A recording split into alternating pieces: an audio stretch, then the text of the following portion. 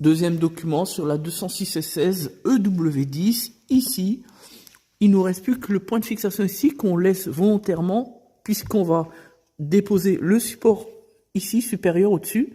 Et ensuite, il ne nous restera plus qu'enlever celle-ci pour sortir la boîte de vitesse. Alors, on a tout libéré, tout ce qui est faisceau, câblage, etc. Nickel, impeccable. Et ici, vous avez la vis pour reposer l'huile de boîte, tout simplement. C'est avantageux, ça évite les tracas. Ici, on a resserré avec le joint neuf au niveau de la vidange. La boîte est plutôt propre, pas de fuite apparente, etc. On a déposé les deux joints SPI, on l'a montré tout à l'heure en live, de chaque côté. Voilà. Ensuite, avec l'expérience, on sait que tout ce qui est luc en matière de kit d'embrayage, on a rarement de problématiques. Et jusqu'aujourd'hui, jusqu'alors, aucun rappel en garantie par le client. Voilà pour le kit d'embrayage. Ici, vous avez la butée, le fameux disque et le mécanisme. Puis en dessous, c'est un deuxième kit d'embrayage pour le Citroën Nemo qui est dehors. Enfin bref, dans le cadre duquel nous allons également remplacer la boîte qui est morte au niveau des... Bref. Pour les cardans, ici, il faut bien nettoyer avant de reposer à la fin des travaux donc les cardans sur la boîte et donc sur le véhicule.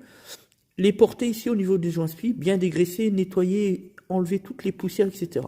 Voilà, au niveau du support, 18, torse de 40, torse de 40. Dépose la tige.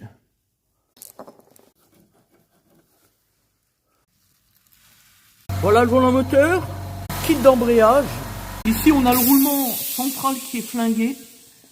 C'est ça l'anomalie. Le mécanisme, de toute façon, il a été travaillé. Je vais vous dire pourquoi. Bon, c'est du bon sens. Parce que la butée elle-même, elle est flinguée. Elle est dure par moment. Et ça, c'est pas bon du tout, en fait. Vous voyez, elle est bloquée. Là, ça va. Et là, elle coince. Ça veut dire que dedans, au niveau des billes, ça a deux doigts d'éclater. Donc, l'un dans l'autre, c'était une bonne chose de faire l'embrayage. Là, ça coince.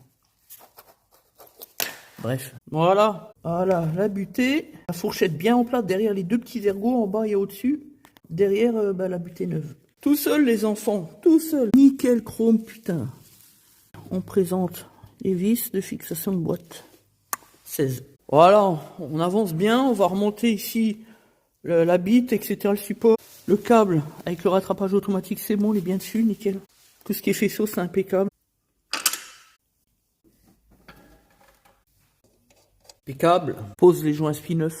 Voilà, reposé. Maintenant, on nettoie la portée du cardan gauche. Et ça va tout seul. Vérifie qu'il n'y a pas de jeu après la pose. C'est tout bon.